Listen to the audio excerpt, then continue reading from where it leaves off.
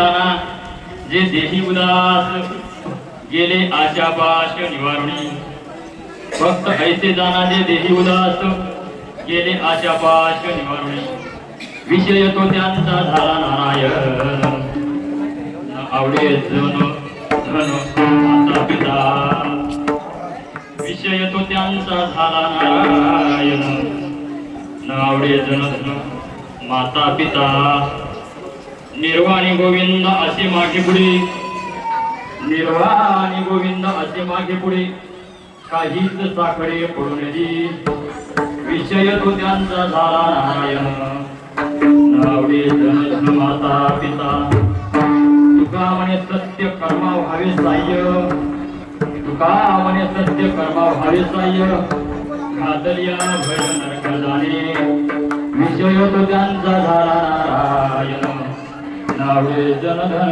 माता पिता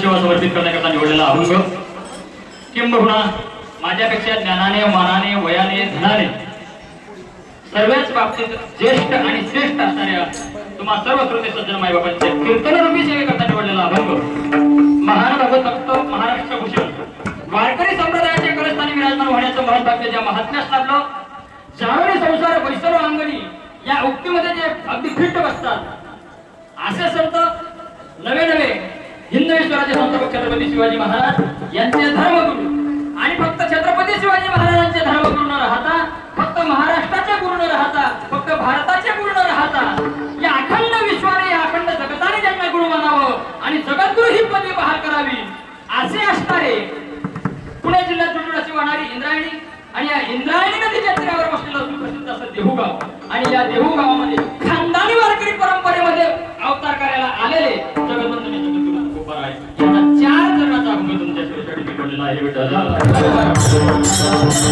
सामान्य पुस्तक आहे का तुम्हा आपल्याला जे पहिली दुसरीला तिसरीला शिकवलं जातं किंवा ग्रॅज्युएशनला शिकवलं जातं ते पुस्तक आहे का ते त्याचं नाव गाथा आहे आणि गाथा याच्यासाठी त्याचं नाव दिलेलं आहे जे भरकटलेले माते आहेत जे भरकटून गेलेले माते आहेत जे विस्थापित झालेले माते आहेत त्यांना ठिकाणावर आणतो तो आहे हो कारण जो वाचेल गाथा त्याचा सुधारेल हो आणि म्हणून अशा असणाऱ्या जगद्गुरु तुकोबारांच्या गाथ्यातील 4 नंतरचा अभंग तुमच्या सेवेसाठी निवडलेला आहे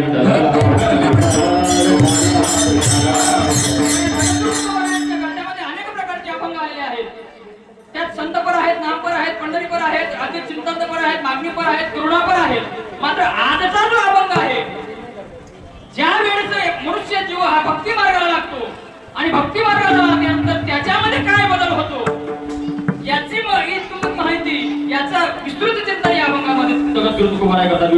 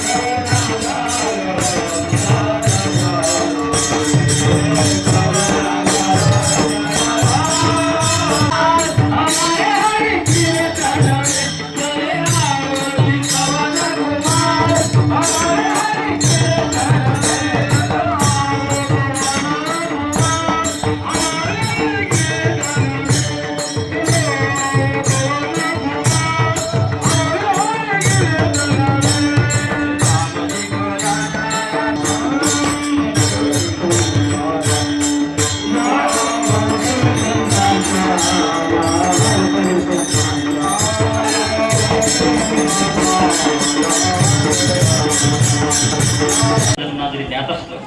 कारण आपण या ठिकाणी या धर्ममंडपामध्ये किम निमित्ताने जमलेलो आहोत, कारण कारणाशिवाय कार्य घडत नाही. मग आज एवढा समाज जर या ठिकाणी एकत्र आलेला आहे, याचं काहीतरी निमित्त असेल ना, याचं काहीतरी कारण असेल ना. कारण कारणाशिवाय कार्य घडत नसेल तर मग या ठिकाणी जर एवढा समाज जमलेला आहे, एवढा सर्व साधू संत या ठिकाणी येऊन उपस्थित आहेत, मग याच्यासाठी सुद्धा काहीतरी कारण असेल. तर आपल्या या अहिल्यादेवी आध्यात्मिक किंवा क्रांती किंवा वारकरी आनंद संप्रदाय घाटकोपर या संस्थेने यांच्या माध्यमातून मात्र हा सुरू असलेला एक दिवसीय संत वैष्णव मेळावा. आता बघा, चांगला जर बारीक विचार केला नाही बाब, एक दिवसीय संत वैष्णव मेळावा म्हटलेला आहे. मग एकच दिवसाचा का ठेवला? याला 7 दिवसाचाही करू शकत होतो, याला एका महिन्याचाही करू शकत होतो, याला 21 दिवसाचाही करू शकत होतो. परंतु ही मुंबई नगरी आहे. काय ही मुंबई नगरी आहे, आणि या मुंबई नगरीमध्ये मात्र कोणालाच थांबायला वेळ. चांगला जर बारीक विचार केला तर एक क्षण सुद्धा ही मुंबई थांबत नाही. आणि मग या एवढ्या धावपळीच्या जीवनामध्ये आमच्या सद्गुरू सच्चिदानंद श्रीपादांनी त्या काळापासून माझ्या या साधक परिवाराला कुठेतरी एकत्र येण्यासाठी वेळ मिळत असेल, याला 4-5 दिवस अटकवून ठेवण्यापेक्षा एका दिवसात त्या 7 दिवसाचा आनंद त्याला द्यायचा आहे.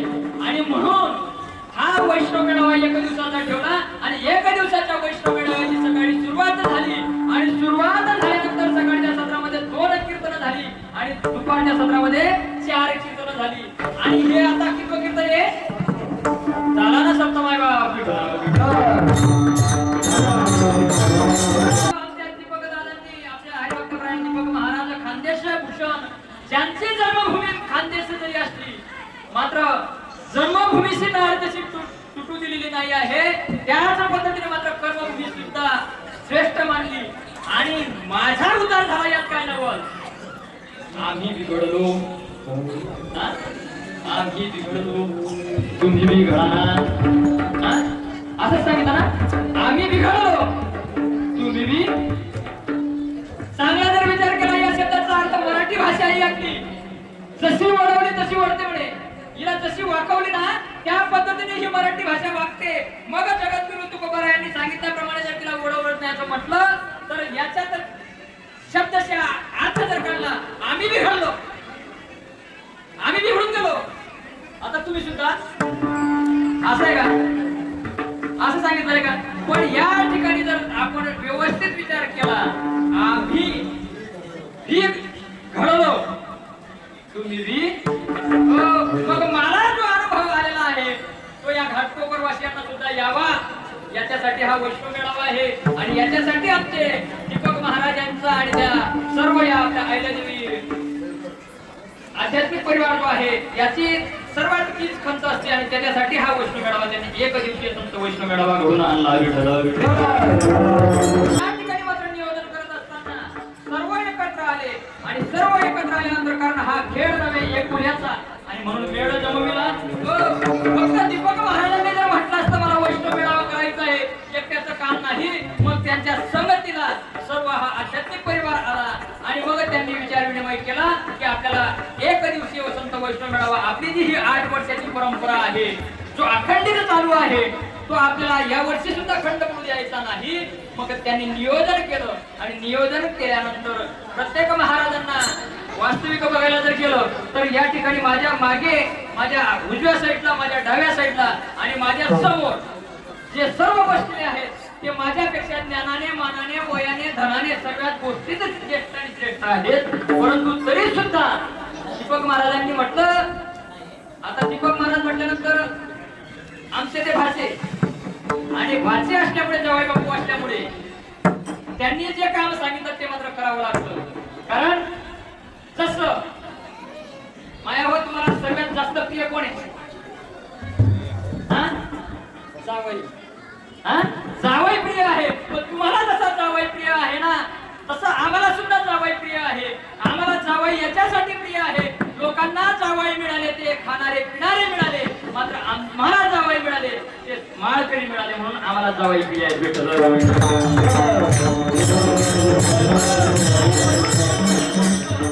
महाराज तुम्हाला आमच्या या घाटकोपर मध्ये बऱ्याच दिवसापासून त्यांचं चालू होतं की मामा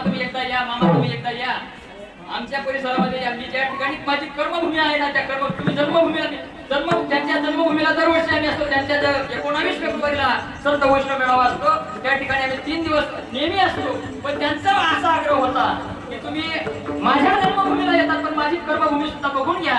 त्या ठिकाणी मी जे रोपटं लावलेलं आहे त्या रोपट्याचं काहीतरी वटवृक्षाचं रूपांतर होत आहे आणि त्या वटवृक्षाला एकच छोटासा खारुताईचा वाटा म्हणून तुम्ही सुद्धा एक थेंब 2 थेंब पाणी तुम्ही सुद्धा घाला. आणि त्यांनी जी जबाबदारी दिली या सर्वांनी मात्र त्या जबाबदारीला होकार देतो. सर्व 12 लोकांच्या नावात डिसिजन झालं आणि निश्चित झाले. आणि निश्चित झाल्यानंतर ज्या 15-20 दिवसापासून हा उहापोह चालू होता त्याचा आज मात्र पूर्ण दिवसाचा आनंद घेऊन 6 कीर्तन सेवा श्रवण करून महावैष्णव ज्ञानोबारायांचा हरिपाठाचा आनंद घेऊन आता माझ्याकडे जबाबदारी दिली आणि त्या जबाबदारीचा पात्रते त्यांनी मला समजलं. हेच माझं परम भाग्य आहे. माझ्या दैवा पाड नाही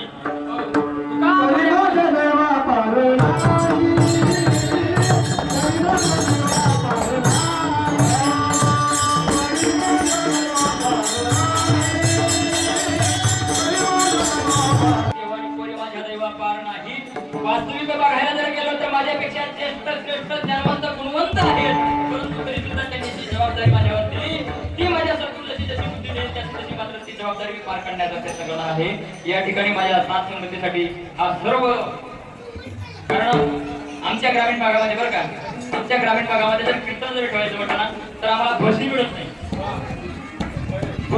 नाही. बरं या ठिकाणी आज शहरी भाग असून जी मंगुळी सदोतीत धावते आहे त्या मंगुळीला एक सेकंद सुद्धा थांबायला वेळ नाही. रात्री 12 वाजता जरी तुम्ही लोकलमध्ये गेला तरी तिथं त्या ठिकाणी प्रत्येकाची धावपळ चालू आहे.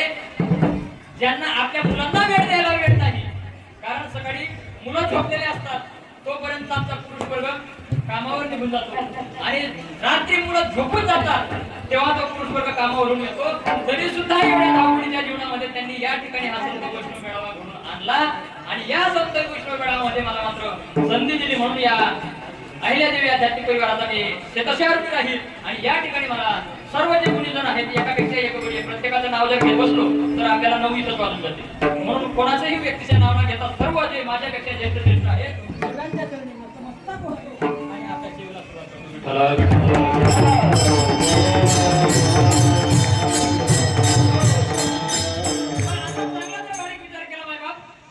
संत वैष्णव मेळावा आपण करतो आहे. महासंत वैष्णव मेळावा काय करायचा आहे या महाराज लोकांना काम नाहीत म्हणून इथं आपण जमलेलो आहोत का? हो आमच्या सद्गुरू सच्चिदानंद श्री प्रतापा सांगायचे भाऊ हा जो समाज आहे ना हा जो आपण एकत्र करतो ना याच्या मागे काहीतरी कारण आहे. याच्यासाठी आपल्याला काहीतरी करायचं आहे म्हणून हा समाज आपण एकत्र आणत असतो. तुमच्याकडे तांब्या पितळाचे भांडे आहेत का माहित आहेत ना? मग त्या तांब्या पितळाच्या भांड्यांना तुम्ही काय करता? काहीतरी करताना त्याला मधून का डायरेक्ट वापरता? दोनच उदाहरण देऊ आपण बाकी प्राण्यांचं छोटंच कारण मुंगी एकदम छोटी आणि हत्ती एकदम मोठा. या दोनच उदाहरणांमध्ये आपण पूर्ण 83,99,999 एवढी मुंगी आहे. मग 83,99,999 एवढी ज्या बनवल्या आडव्या बनवल्या आहेत. मग हा जो मनुष्य देह बनवला हा जो मानव बनवला त्याला उभं कशासाठी बनवला असेल बरं? वैष्णव मेळावे बंद करण्यासाठी सत्य बंद पडण्यासाठी नाही ना. अहो मी एका ठिकाणी वाचलो मांजर आडवी जर गेली तर काम होत नाही म्हणे. खरंय का? अशा 10 मांजरी 1000 मांजरी आडव्या जाऊ द्या जर काम होणार असेल तर होईलच. पण एकच जर आळवा गेला जुळलेले संबंध बोलतात.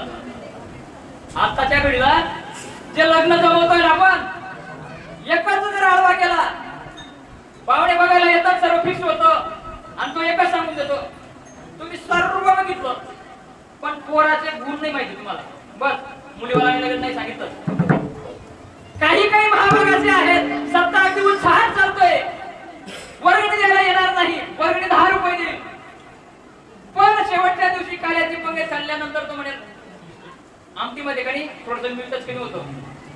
बुंदी ठेवण्याऐवजी कणी तुम्ही जर मोहनताळ ठेवला असतं तर बरं झालं असतं. गुलाबजामुन ठेवले असते तर बरं झालं असतं. असेही काहीतरी महाभाग. मग याच्यासाठी हा नर देह दिलेला नाही. नर देह जो दिलेला आहे हा आपल्याला दिलेला जो आहे ना हा भजनासाठी दिलेला आहे. पण आपण त्याला कशासाठी वापरतोय?